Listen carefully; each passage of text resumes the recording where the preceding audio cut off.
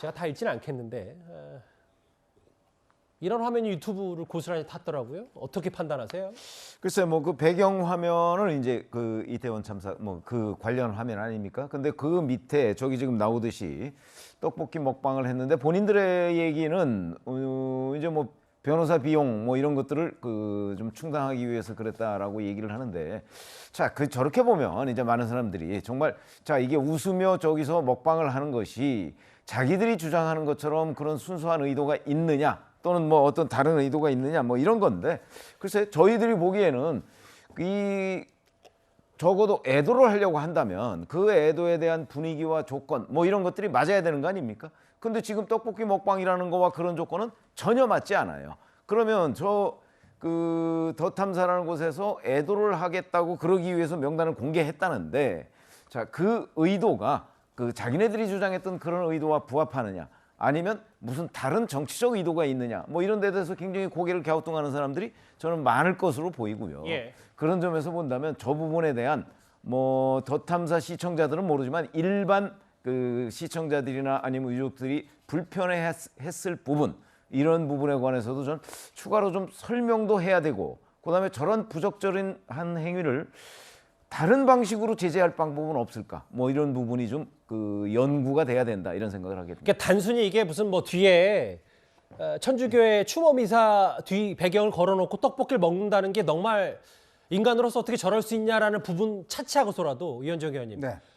저게 어찌 보면 명단을 공개한 저들의 의도가, 저 인터넷 매체 의도가 저 떡볶이 본방으로 고스란히 담겨있다 이렇게 판단하면 되겠습니까? 그러니까 이 떡볶이를 PPL을 하는 겁니다. 광고를 하는 거예요. 지금 한 2시간 방송 중에서 1시간쯤 하다가 10분 정도 저렇게 떡볶이를 해서 아우 쫄깃쫄깃하네요 라고 이야기를 하면서 10분 동안 광고 방송을 합니다.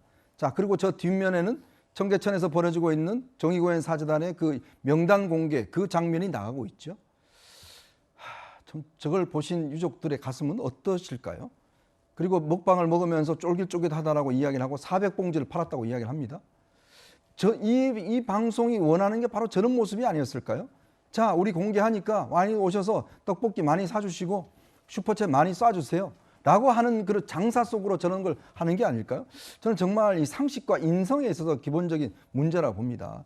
정말요, 저들이 이야기하듯이 정말 이름 없으면 추모 못하겠다, 이름 있어야 추모하겠다라고 이야기를 한다면 최소한 저런 짓은 하지 말아야 될 거 아니겠습니까? 정말 유족들이 저 모습을 보실까 참 걱정스럽고, 또 한 번 그 가슴 속에 정말 비수를 꼽는 게 아닌가 하는 생각이 듭니다. 이현정 의원님이 계속 뭐 격앙된 반응을 쏟아내시는 거 알겠는데, 뭐 지시라는 표현보단 또 저희는 방송이고 저희는 저들과는 달리 또 품격을 지켜야 되니까요. 행동으로 순환하겠습니다. 예, 말씀하십시오. 그러니까 이제 뭐 국민들 시선에서는 이런 뭐 비판의 목소리도 있을 수 있다라고 보고 있어요. 하지만 보면은 전체적으로 2시간 방송하면서 10분 광고를 한 겁니다. 통상 이제 뉴미디어의 한계죠. 그러니까 따로 광고를 송출할 수 없어서 본인들이 10분의 광고 대역 역할을 한 거다. 그냥 있는 그대로 보면 그렇습니다. 근데 사안이 사안이지 따지고 않습니까? 보면 그런 것이죠. 이게 뉴미디어는 저런 식으로밖에 광고를 할 수밖에 없고, 레거시 미디어는 보십시오. 어떤 뭐 말하자면 방송이 있더라도 무거운 주제를 다뤄도요 광고 안 나가는 거 아니잖아요. 똑같은 거거든요. 광고를 중단할 수 없는 겁니다. 아무리 애도를 하거나 뭐 참사에 대한 보도를 하더라도 광고는 나가요.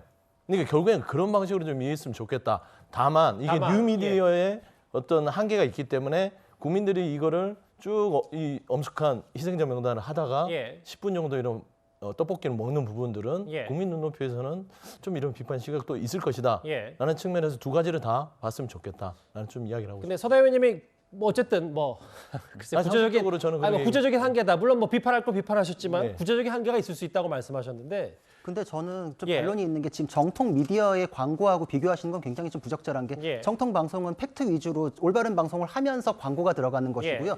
저 방송은 왜곡된 내용하고 그 유족들의 인격을 침해할 수 있는 내용을 방송하면서 소위 말하는 어그로를 끈다 그러지 않습니까?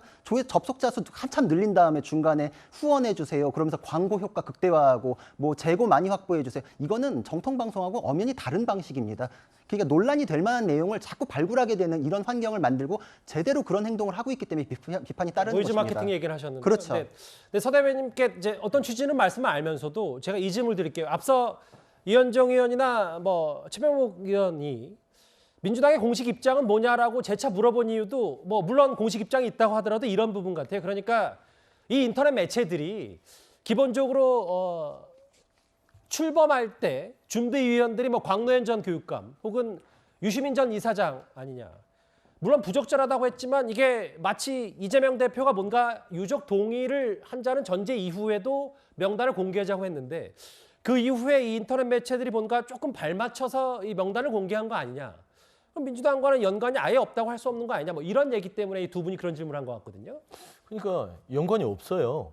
그러니까 이제 진보 성향의 이제 매체라는 그런 주장들을 하는 건 맞습니다. 예. 근데 지금 이번에 이태원 참사라는 자체가 결국엔 국가가 어디 있었느냐, 국가는 무엇인가, 시스템 붕괴 문제였어요. 예. 그런데 지금 국민의힘이나 정부 여당이 진상규명이나 책임자 처벌에 대해서 조금 미진합니다.